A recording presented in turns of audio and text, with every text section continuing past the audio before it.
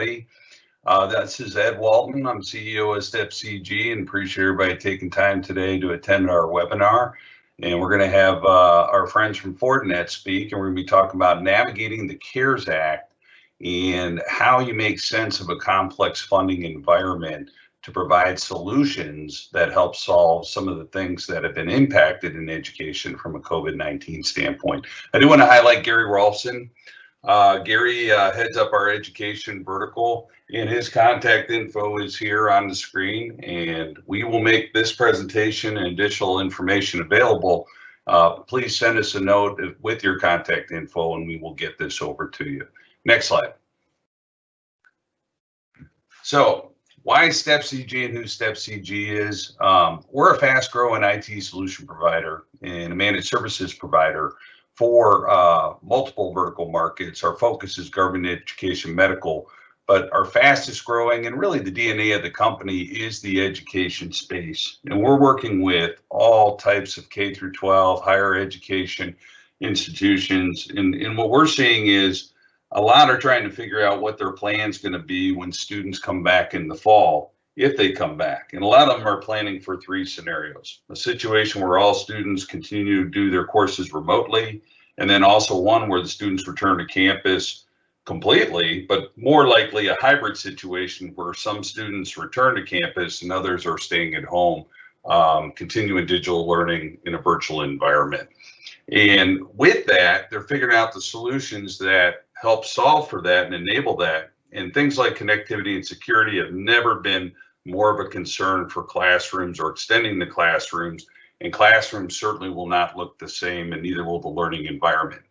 Where we come in is we are a first and foremost an engineering firm. So we bring best in breed technologies and engineering technical expertise across wireline, wireless, and LTE. And in this environment, we're seeing a mix really to solve the distance learning and virtual learning environment from traditional wireline and wireless, but really bringing in the cellular component. How do you enable secure, reliable connectivity, combining all of these, but also leveraging things like enabling school buses in neighborhoods with Wi-Fi connectivity via LTE, and even private LTE infrastructures. We bring all those solutions to market and work with our customers on. We're agile, we're flexible, we move quick, and we're really focused on our customer success. We're not really a vendor. We're not here just to sell hardware. We're really what we consider a trusted partner and advisor for our customers.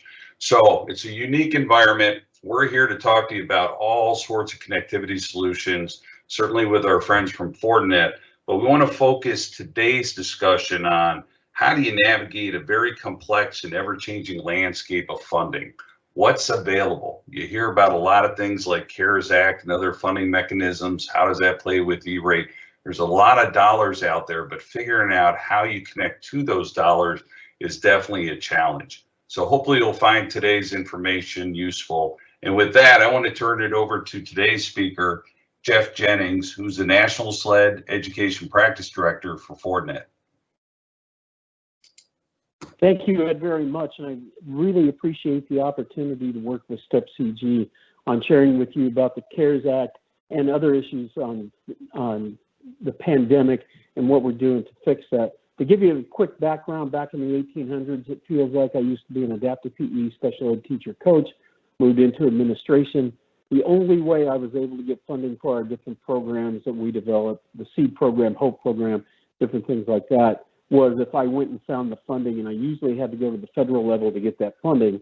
So ever since those many moons ago, I've always focused on making sure to find the right funding bucket, because if you don't have the right funding bucket, you're not going to be able to go after it and get your project or service done. So I moved into technology in the early 1990s, but have focused on K-12 and public sector since then. So there's going to be a lot to talk about today, so I want to jump in and get moving.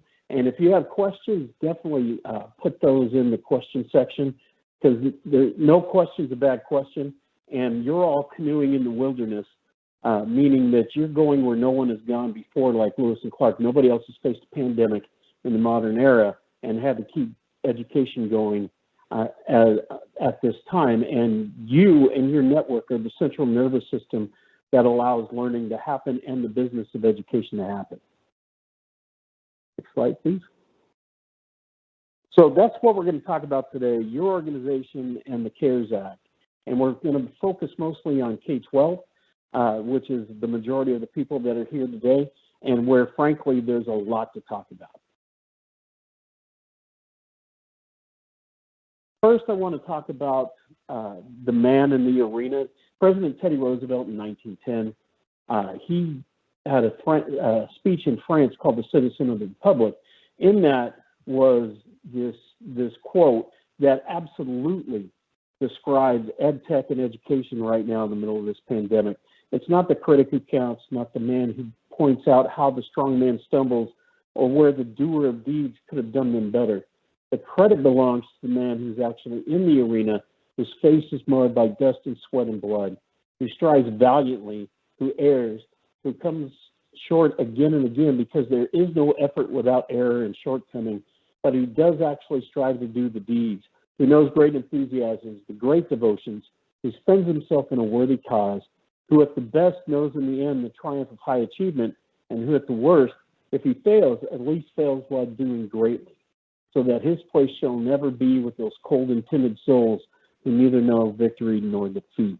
And I want to say thank you for all your efforts.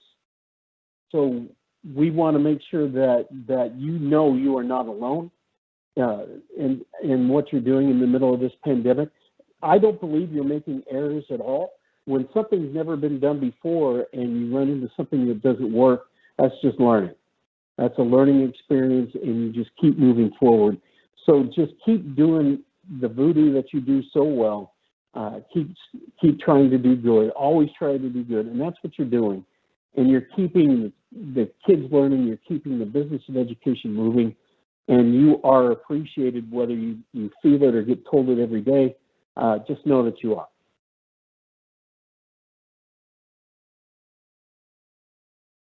So the CARES Act works for all Americans. It is a $2.2 trillion fund. The CARES Act provides fast and direct economic assistance, as you can see there. This is from the Treasury Department, and that is what we're talking about. And before we go any further, just to give you an update, so CARES Act, the next one that's already being reviewed and being discussed, will come sometime between now. Everybody believes, I've been on calls with Shelby, the schools, health, and library broadband coalition. I've been on with Funds for Learning and a bunch of FCC and USAC, and who really doesn't have to deal with this, but there is an impact with E-rate and with Congress members. And so we know that something's going to be coming.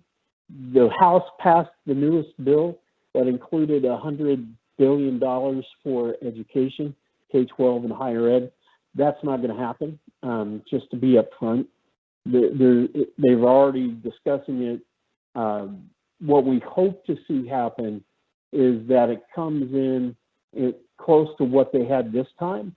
That's the reality. The hope would be at least double, which we'll talk about in a minute, but just know current scenario and where it's headed would be right around the same. If it's higher for education going into the second CARES Act, again, it's going to be closer in the fall, and it's going to be around election time, of course. So don't count on it, but just know there is a strong possibility of more funding coming. Next slide, please.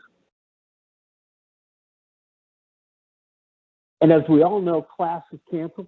Never happened before in the modern area of education. So what are we going to do about it?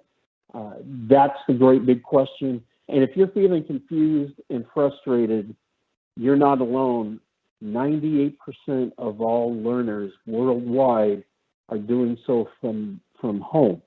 186 out of 198 countries are still closed. New Zealand just opened up. And there were only 10 that were open before that, different countries around the world. The vast majority are still muddled in the same place, frankly, that we are. So we are now all in the same spot. So just know you're not the only one facing it. Doesn't give you much solace, but it does help in the fact, I hope you're all talking with each other, because the great thing about education when I was in it, and I've experienced every year since, is you embrace your peers, you have affinity groups, you have county meetings, et cetera, and promoting and finding out what's best practice and moving forward together sure reduces the anxiety when you know you've got others marching in the same direction.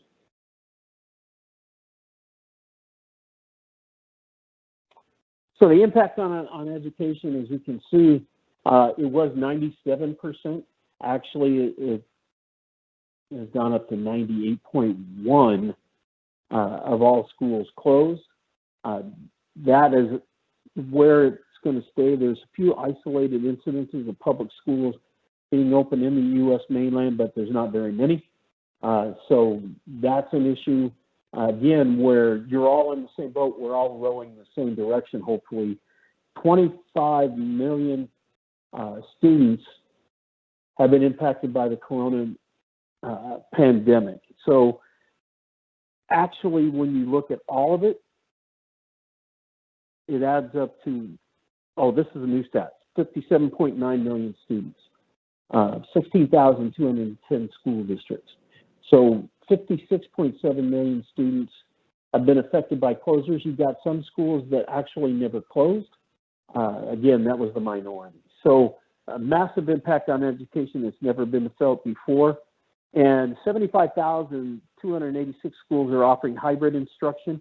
And the fact that you've all been able to pivot so quickly and go to a hybrid or online learning shows massive kudos to you and what you can do when you're faced with a tsunami of problems like the COVID pandemic is.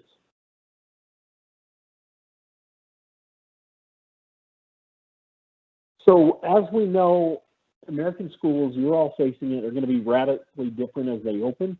So I've been on calls. I've been on 211 calls in the last 4.5, now going on 5 weeks, with different school districts across the U.S. And I lost count how many states. I think it was 37 states. And everybody's hoping to go back to normal. That normal needs to be redefined. The old normal is gone, and the new normal is here, which is why the CARES Act money is so important, and why, frankly, you're going to have to learn to become an advocate for the money. We're going to talk about this more in a few minutes, but for the first time in a long time, CTOs, IT directors, IT staffs, ed tech are going to have to be advocates and assertively and aggressively go after this funding that we're going to talk about. But just know that you are going to need multiple pivot plans. One of my best friends, I've known him for 30 years, the superintendent, small rural district, had 0 COVID incidents. So as of 2 weeks ago, they were planning on opening up normally and then just having a plan B and plan C. Last week, 8 students were diagnosed with COVID-19. Plan A is out the window. Plan B is now plan A. Plan C is now plan B, and they have to get another. So you're going to have to be able to pivot quickly like that. You're going to be running hybrid networks, social distancing, the spacing, all the requirements. And it's different from state to state, but all the requirements are going to have to be met. And so 24 kids, 40 kids in an AP class are no longer going to be the norm. And very few will have more than 20, just because of the limitations of the size of the classroom, the social and spatial distancing. So you're going to have to be dealing with that. One of the things you're definitely going to have to build on, and why education, technology, and IT needs to have a portion of this funding allocated to them, is because your hybrid network has got to be able to be bulletproof, not only perform with a combination of remote learners and remote workers dialing in, but also when they come back to campus, every child is going to have the laptop, the Chromebook, whatever they had, plus whatever they carry on their person, whether it's a phone or whatever. So very few really had one-to-one before, and now everybody's going that way. And so the impact on your network is going to be massive on your local area network. So you need to think about that. So the norm used to be 1 AP per classroom. you might want to rethink that, and it's going to have an impact on your switches and things like that as well. So the hybrid learning, the ability to pivot is going to require not only a strong network, but a secure network, because scumbag cyber thugs, and I hate to call them that, but that's what they are targeting not only schools, but home users as well with the broadened attack surface. So all of this comes into play and again, you're the central nervous system of making education work. If the network goes down even for a day, then it's like you're back in 1975. So, and that was a quote from a principal friend of mine. So just know that it's going to be different, and you're going to have to be actively involved. I know you're all meeting now or getting ready to develop your launch plans. I'm sure you're in the middle of it right now. Absolutely, near the top of the discussion point needs to be the network. Next slide, please. And here's why. 855 known successful attacks on the K-12 cyber attack map. If you've never gone there, just Google K-12 cyber attack map. So before COVID in February, it was like 748 known attacks, successful attacks across the U.S.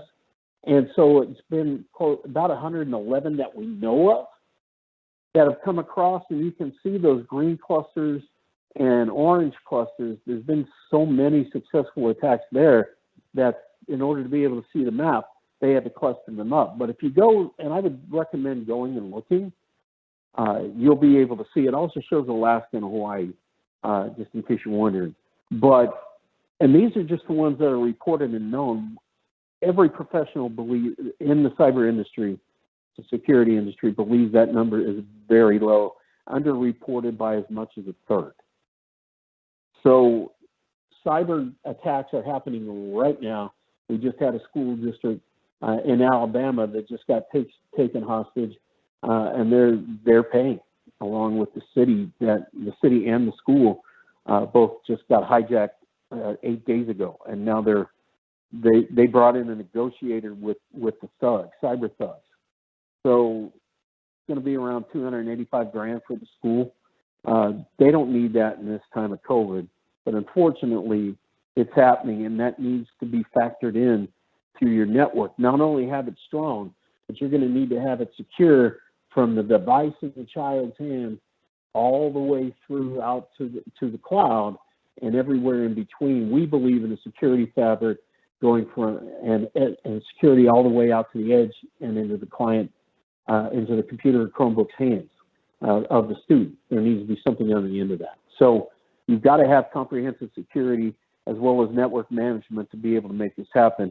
One thing I will say for IT and EdTech, your job's not boring. Next slide, please. So the impact for COVID-19 2.2, 150 goes to state and localities to respond. That's more the local government, county government, JPAs.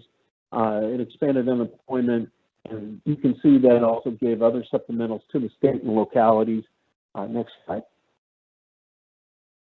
Our focus is what it's going to do for education. You can see, I'm sorry, I got lost there for a second. $150 billion to the state and localities to respond. But then if you look at the education side on the next slide, whoops, it went ahead. Sorry about that.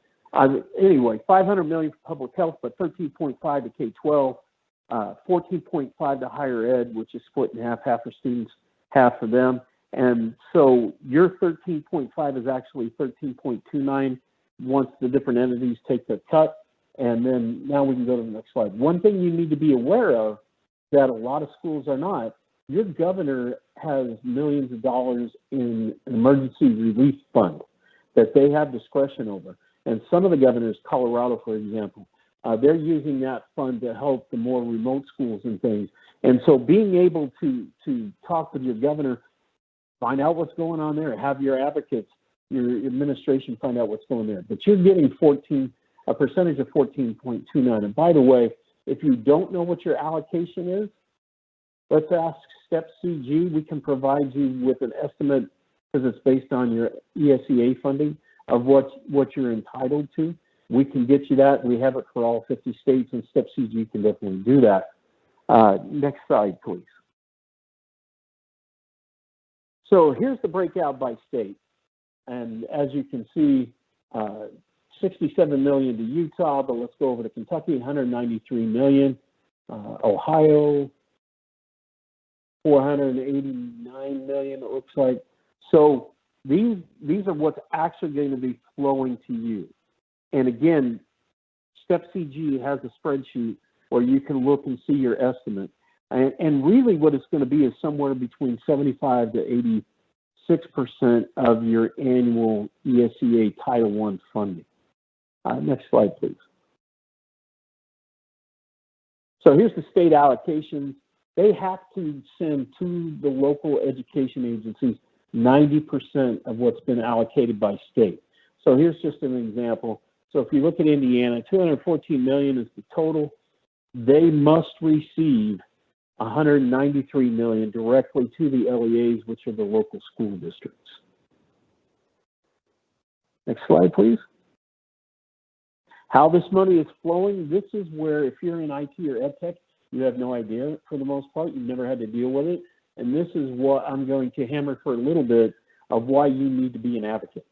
So the funding, it's through the Elementary Secondary Education Act of 1965 that was updated in 1993 and again in 2006. It's going to be updated this coming year for sure because, and I'll show you why in a minute, but the funding flows from the Department of Ed, Betsy DeVos's department, to the state education agency. From the state education agency in most states, it's going to flow down to the school district. It's going to flow down into your CBOs and assistant soups who typically handle the Title I funding, Title I through Title V funding. You've never had to deal with this if you're in IT or EdTech, but you absolutely need to know about it. You've never had to pursue it before. It's never been a factor. And we're going to talk about several reasons why you absolutely need to know about it and pursue it. So a very important piece is this piece from the Department of Education, Betsy DeVos. So in late March, they waived 9 sections of Title I through Title V. Now, this is a big impact. This deals with special education, ESL. It also covers low income, things like that. So if you get a lot of ESEA funding, again, Elementary Secondary Education Act, then you're going to see a high allocation for you for this CARES Act money. But also one thing that EdTech IT needs to be aware, they waive these portions because before you couldn't do anything with these ESEA money, very little. Now they waive that, and so your school districts, for the most part, have a balance of these Title I through Title V funds. They can actually use those and pivot those to help get devices, to get hotspots, to put money into the network, to be equipment into the network to make it work and secure it. So they can use these fundings to fund these funds to do that. And as a former educator, when I had federal, I always spent this way, zeroed out federal dollars every year, never ever return a dollar back to its feds. Then state money, then my local budget. So I zeroed out the first 2 for sure, and then also made sure to zero out the annual local budget. So if you don't know anything about this, set up a one-to-one call with STEP CG, and we can walk you through that. But really what you need to ask about is now with this waiver, and we'll provide, STEP CG will provide you the slides, you can pivot those funds or some of those funds over to getting everybody online and working, because it not only does it benefit the kids with disabilities, English as second language learners, etc., the general population of students as well. So that's why they're allowing with this waiver. So it's not only about the CARES Act money, but there's funds in many school districts sitting there in the ESEA fund that can be used to help you guys out. Next slide, please. So another very, very, very, very, very important rule, I can't say very enough, the FCC waived the gift rule in this one area. So previously, you couldn't do demos for more than 14 days. And there was even controversy about that with USAC and the FCC. So even though the FCC has $6 billion in reserve, I'm a little irritated with the FCC, they haven't released any of those funds. What they did do, though, that will help you, is they waived the gift rule where if you put in equipment that you need, whether it's E-rate eligible or not, so whether it's a network switch, it's a FortiGate firewall with the split tunneling and a VPN, whatever you need to enable your hybrid network to run, you can get demos of that and plug it in and have it up and running and keep it up and running to keep you safe and secure and the network management piece as well until September 30th. That's a big deal. So partners such as StepCG and Fortinet working with Step, we can get you demo equipment, we can get you actual equipment that you need besides right that you can plug into your network, and then you can figure out what you're going to do with your funding moving forward. But if you're scrambling and you don't have the right equipment, this helps you quite a bit. And by the way, a big issue that we're seeing, and I'll address it more, is our districts having a problem with teachers having to use their personal and their cell phones. That also exposes their cell phone and their home information, their contact number. Teacher organizations, the unions, are not happy about it. I can see why. One of the things that we're seeing a massive rise with us is the voice over IP phones, our FortiVoice, and then the other thing, soft phones that can be pushed out to the teacher's laptop that will just show a district number, and they can just use the soft phone on the computer for all their communication. You can get stuff like that plugged in. Right now, whatever you need to keep the network up and running and secure, I would take advantage of this if you can, and we'll show you the different pieces we believe that will help you in a little bit. But it includes Wi-Fi hotspots, networking gear, like we said, and then also anything else that you need to improve capacity, and not only for kids, but for the remote workers as well that you're working with. Next slide, please.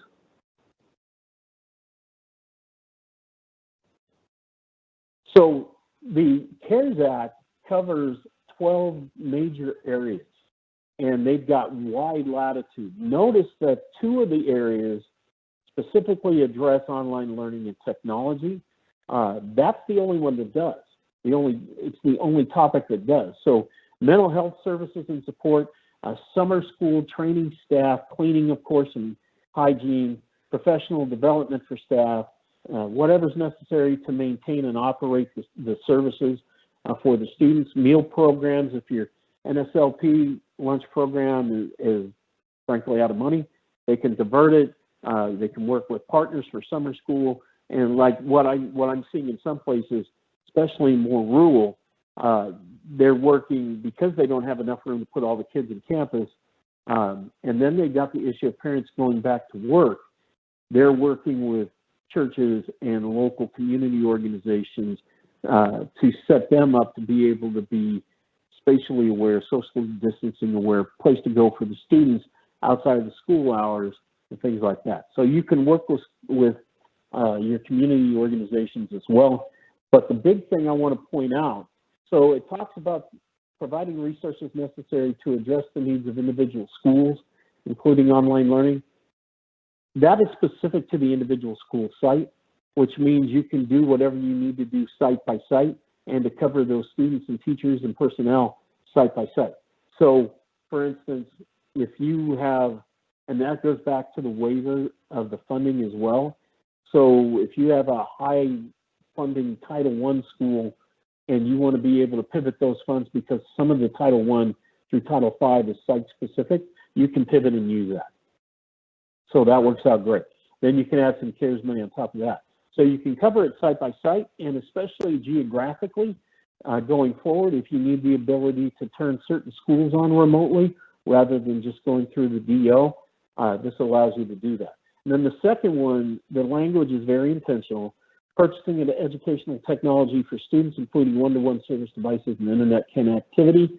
Internet connectivity includes everything on your network to get those IP packets from the student out to the cloud, out to the net, wherever they're going, and back.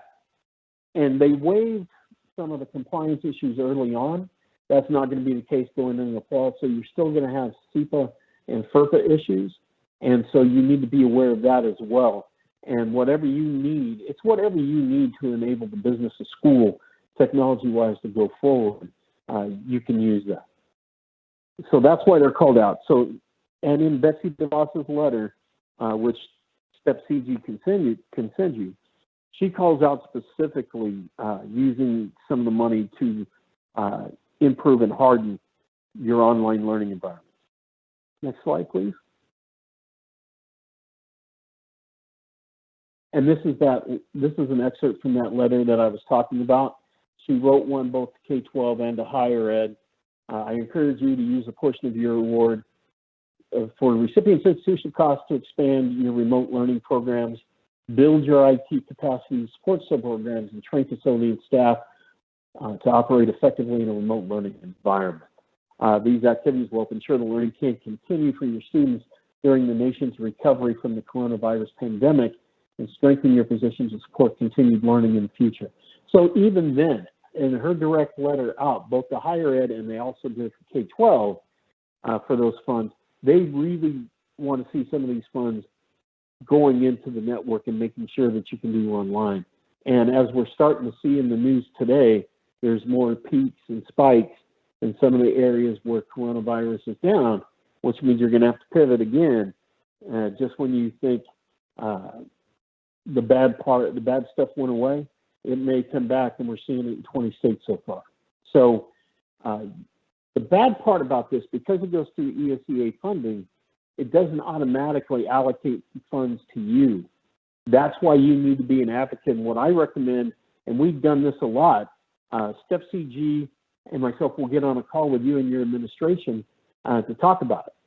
And we'll talk about more about what you need to do, but you're going to need to be aggressive, frankly, assertive, frankly, and be first in line or get up in line, because this money is going to be distributed through your local administration, not through the state, not through the feds. It's not E-rate. It's going to be handled by whoever handles your normal ESEA funding. But, and they tend to forget about the network, even though it works and runs great every day. So you may need to be the one to push that factor. And we're in these calls all day. In fact, I have two this afternoon with school districts where the CTO, our partner, and ourselves are talking with the assistant superintendent in one case, CBO in the other, because they've got specific needs that they believe must be addressed now, and yet the school is not thinking they can use those funds, because many of your administrators are not going to be up to date on what all can be used for and should be used for. So if you need help with advocating, get a hold of Step CG, and we'll go through the door with you side by side. Next slide, please. So a typical solution for remote learning and remote working is what you see here. We, with Step CG, use the FortiGate VPN gateway.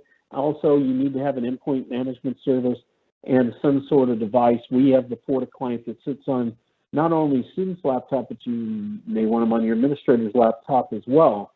So these three simple things will get you up and running, because if you've got, again, our VPN is built into the FortiGate, and you can have other solutions, that's fine, but you need to make sure that you have a strong VPN gateway, and if it's not with your firewall, make sure you have a next-gen firewall, because you are being attacked and probed all the time. Your remote workers and learners are going to be probed and attacked all the time. And that's why you need the endpoint management service or whatever solution that you prefer.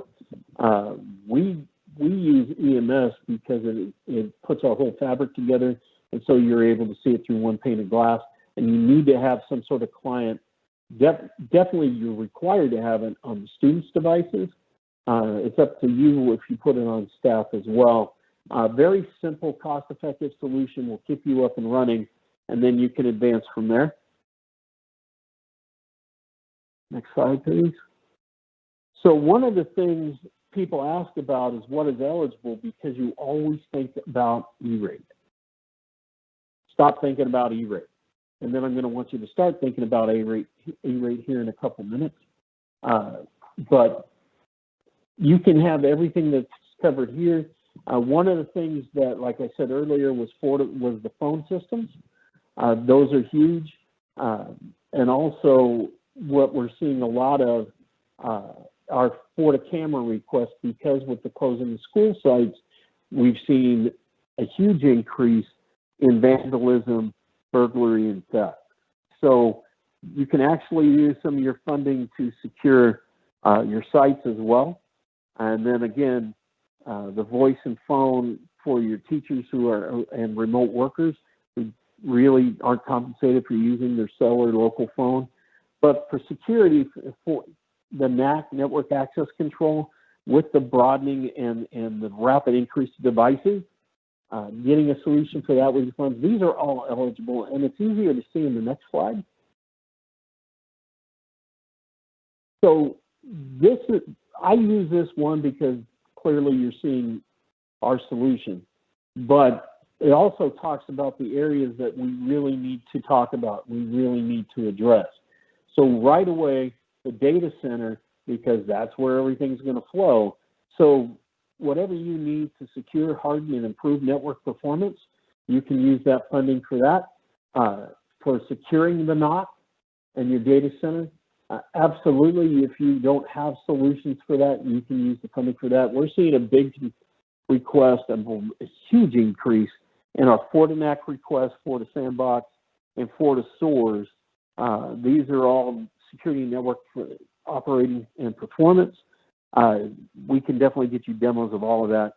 And then for your local area networks, the biggest impact, and I just talked about phone and camera because of the security and of the use of the phone. But then the other thing we talked about earlier with the one-to-one learning, your switches and your access points are going to experience traffic that they never experienced before, because now the vast majority of everything they're going to be learning is going to be coming through that box that's in their hands. So your network traffic is going to go up. By the way, you can use funding to increase your bandwidth if you need it. We recommend that if you do whatever you can do short term and really use 2021 E-rate funds and apply for an increase in broadband in your bandwidth if you need it. Also, while we're talking about this, E-rate 2021 is coming up. You've got brand new 5-year budgets. If you don't know what that budget is, StepCG has that, and we have it for all 50 states and all U.S. territories. We can send you what your E-rate 2021 budget is if you want to know that information. Be aware, because you've got the schools are getting the funding in the CARES Act now, and again, some of the states are requiring applications, some are not. Either way, all 50 states we know have sent in the initial applications to have it come to the state agencies. We also know all states, just as of last Thursday, the governor's portion was allocated as well. So the money's coming. What you're going to need to have is not only a plan for whatever you need for CARES Act, but really this is where you need to have a bigger discussion about what your long-term hybrid network is going to be and how you can immediate needs really pursue trying to get some CARES Act money from the district. And then long-term, of course, you've got the new Category 2 budget that you can do for 2021. And also, hopefully, between now and elections, we'll know what the schools are going to be getting in another round of CARES Act. If you're frozen out in the first round of CARES Act, which I think is a huge mistake for districts to do that and not give IT budget that they can at least use to get the first steps, then they absolutely need to have you first in line. I don't think you need to wait. I think you need to be at the front of the line, because without you and your central nervous system of a network and hybrid learning, nothing happens. So putting all that together, it's really CARES Act, you have really wide latitude on what you can buy and purchase and use. E-rate, you have the current eligible services list. If you're familiar with it, you know it's very small on what they're doing, but we do have hope. I've been in calls back in DC, and I've been back to DC before COVID. We were already talking about it. Post-COVID, it's really been accelerated, that they're going to expand and add more security and network management and performance in the ESL. That is the hope. And if they don't, I think the IT leaders and all the K-12 are going to storm the Bastille and go after the FCC. They've got their 4.2 operating budget every year. They also have $6 billion in reserves. We already know the contributions this year through USAC from the telecom and network providers is over $10 billion. So they have more than enough budget. The need is there. We need you to be vocal, not only with your administration about the CARES Act.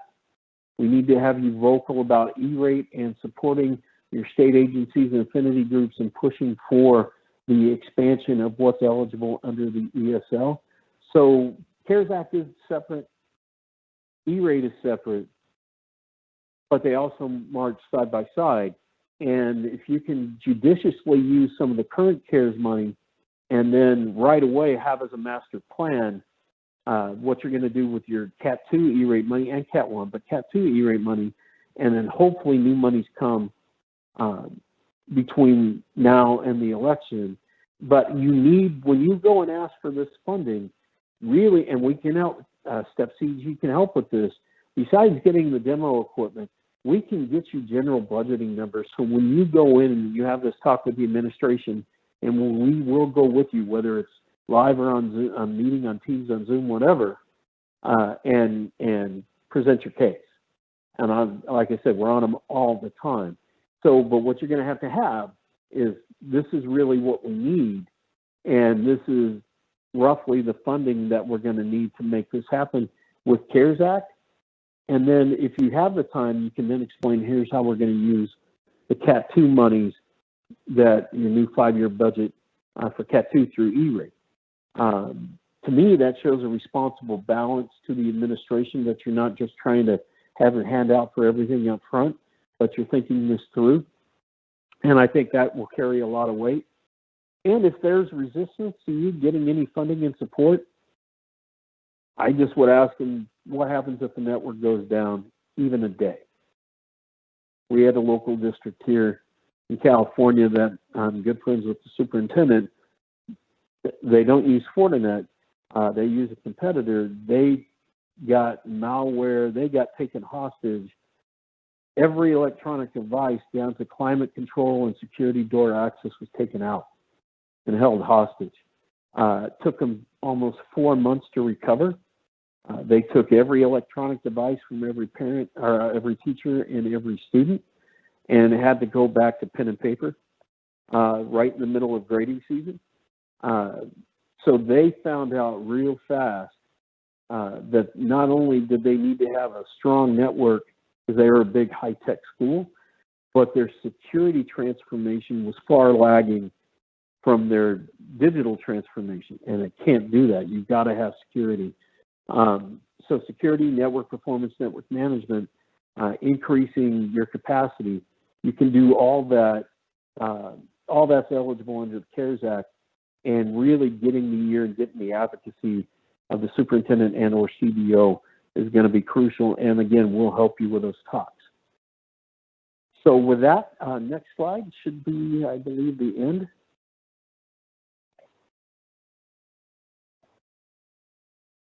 So do we have any questions? I'd be glad to help answer anything that you have. Yeah, so Jeff, a couple questions came in. One of them is there a limit on what CARES funding can be used for with schools? So I have to pick one of those wide 12 areas that were on the slide. So I would recommend you definitely requesting the slide. But for technology, virtually everything that you do, from the telecommunications through everything that's on the network, enables you to do the online learning. You have wide latitude. It's not E-rate. So you won't get your hand slapped if you need to have 2 firewalls and not just one. You won't get your hand slapped if you're wanting a network, a NAC system, a Fortinet system, let's say, or you need to get soft phones pushed out to, whatever you need. That's why they purposely gave it that wide latitude. The key will be getting local administration to understand, see your vision, and help fund it. Because every department, literally every department, is going to be having their hand out, and teachers' unions are going to want that to go to employee salaries. Now, it can only be one-time funds, so it can't be given away as steps. And by the way, you have 1 year to spend it. So if you don't spend it, you lose it. Use it or lose it. So I would be very aggressive in whatever your network needs. I would do that. One thing I would point out that will help you quite a bit is if you've got subscription services, advanced services, things that are an annual cost, that are always a hassle and always hit your OpEx, your operating expenses every year, I would get a 5-year request. And again, you're only doing local procurement. You're not doing E-rate.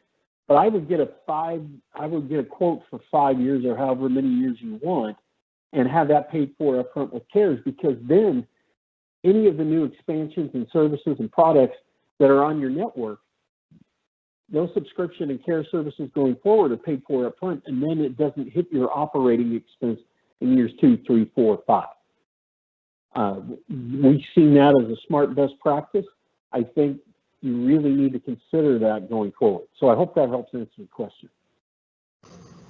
Perfect. And so then the next question I have is, can institutions that have already provided technology hardware, such as laptops, hotspots, internet devices, and other equipment to students, can they reimburse themselves with the CARES Act funding?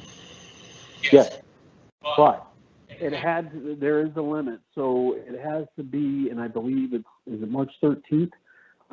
It's mid-March. It's when COVID kicked in and everything started going south. So that was in March. So if you bought it in November, if you bought it last year, you're not going to be able to reimburse that cost.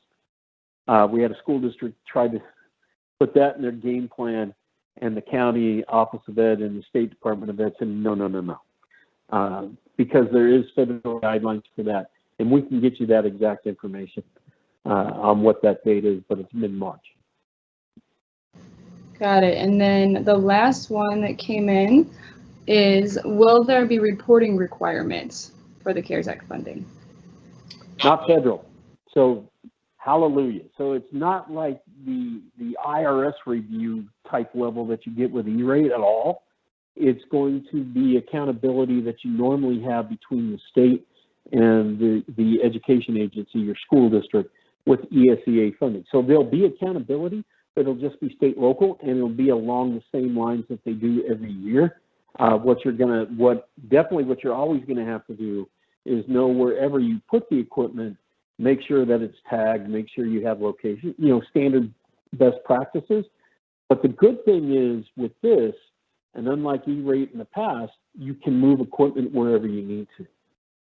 The other good thing about E-rate 2021 is site-based budgets goes away, which was a real hindrance. So now, not only can you do it with CARES Act, but going forward, you can put out your plan and use your E-rate 2021 money and put it wherever you need it, not have to worry site by site. Just whatever your game plan is and your attack plan is for using it, that's the locations where you can put it. So there's going to be a lot of flexibility with E-rate going forward. Not for 2020, it's still the same ridiculous rule. But 2021 funding, you can be way more flexible where what and how you allocate, and you can definitely do the same thing with CARES. But you are going to need to track the equipment and keep the responses. And there's going to be codes built in for your business office like they do with ESEA now. They're going to have those codes. They may have you code POs and things like that with it, but that'll be a local practice that we'll just find out from them. Not nearly as bad as federal requirements. Great. Well, the last question I had was, will the slides be available? So obviously it doesn't pertain to you, but yes, to answer that question, we will have this recording available for you. You can always check out our YouTube channel. If you just look up StepCG Media on Google, we should pop up, and you could check out previous webinars as well. If you have further questions about this, or you would like the slides to be presented to you, reach out to Gary Rolfson. He's our education solutions specialist here at StepCG, and he would be happy to help you further. So we thank you. Thank you, Jeff, for joining us and providing all this valuable information. And talk to you guys soon. Have a great rest of your day. Have a great, you as well.